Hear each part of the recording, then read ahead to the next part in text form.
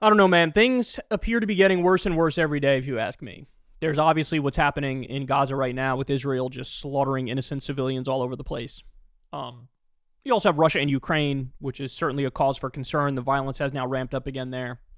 You have Trump, who's now not only the favorite to win the primary, but also the favorite to win the general election, while at the same time having 91 criminal charges and being found liable of fraud, and maybe might get kicked off the ballot. Everything is just chaos, right? Well, we're adding another element to that here.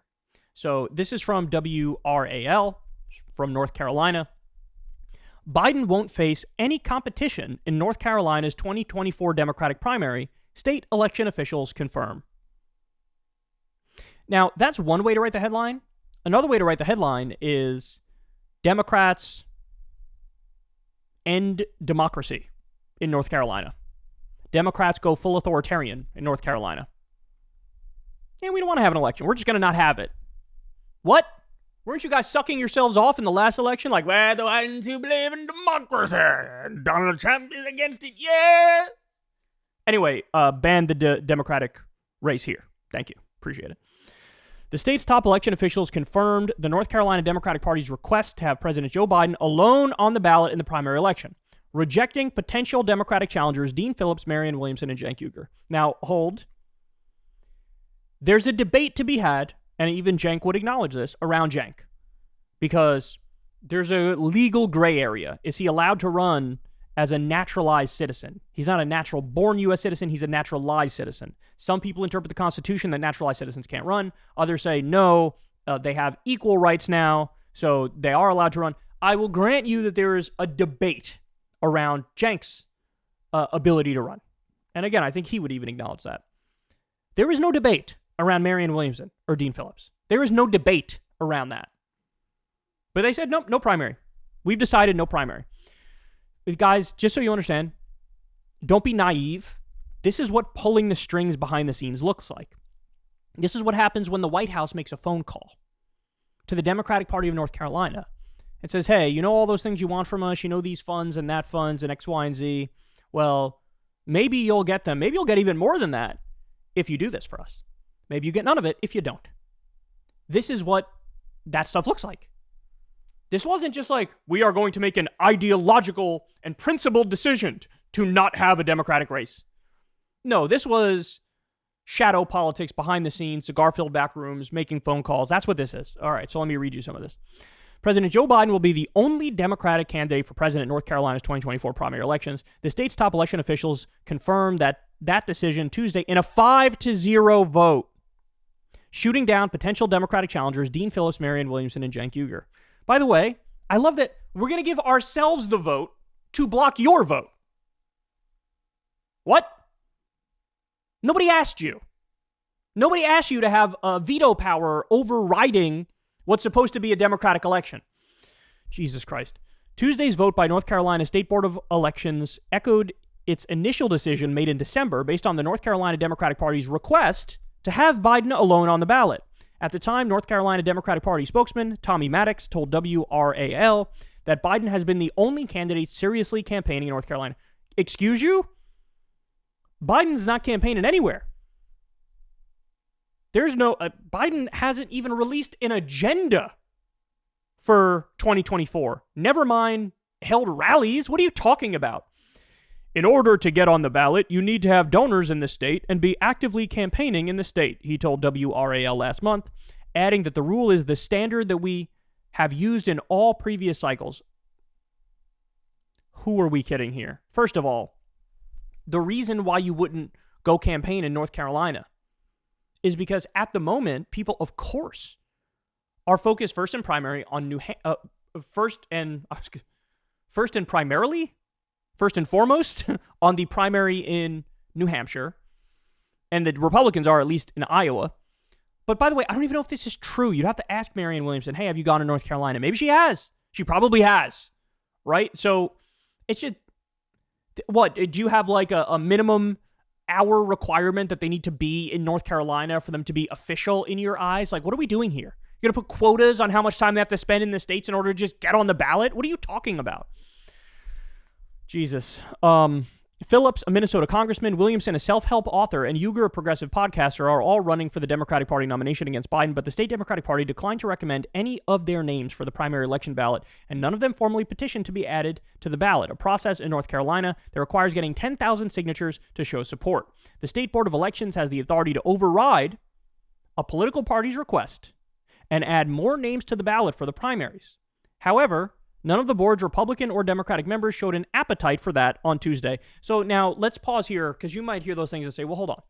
Why? That seems reasonable, right? Like, why wouldn't they be able to do that? You have to understand that we've seen this in other states.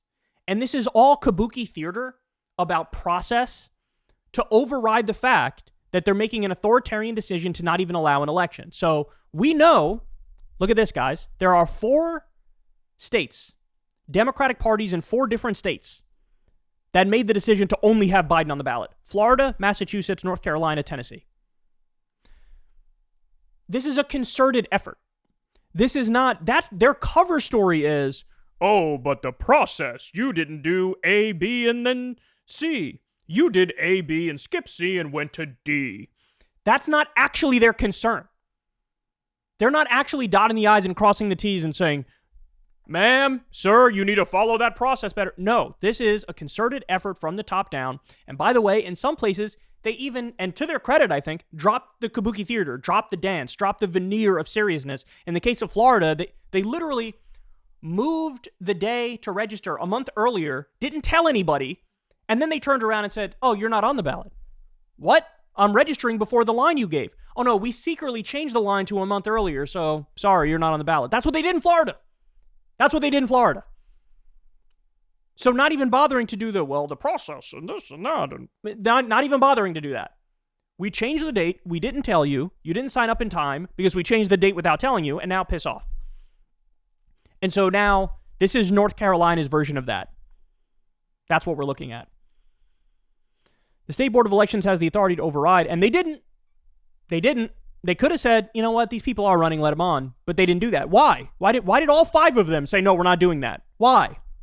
Could it be because they're in contact with the White House and the White House told them, don't do that or else there would be consequences?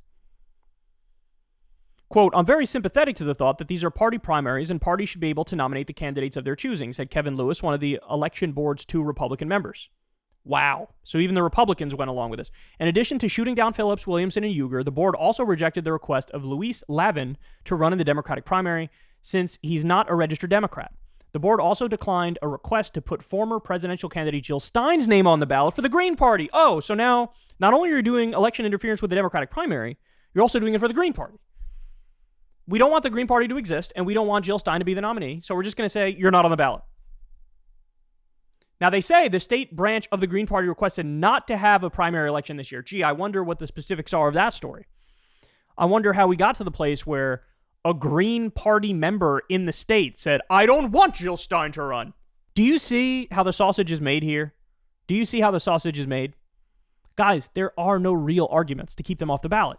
It is just a rank power play at the same time that Democrats have the nerve and the gall to pretend, yes, we are the democracy believers and the Republicans hate democracy. So now this year in the general election, if it's Biden, which it likely will be if he's alive, when he comes out and he's like, oh, we're coming here, Jack, because we're going to save democracy and we're going to stop Trump and doesn't even believe in democracy. It's going to ring really fucking hollow, isn't it? By the way, if you're really not concerned, what's the problem here? Put him on the ballot. Biden will get 72%. The other guys will, fight over the scraps, and then you move along. But they can't even bring themselves to do that. Why? Because my guess is people around Biden, top DNC staffers, top Democratic Party officials, these are people who are like, we don't even want, look, it's possible. People just see another name on the ballot that's not Joe Biden, and they go, that one.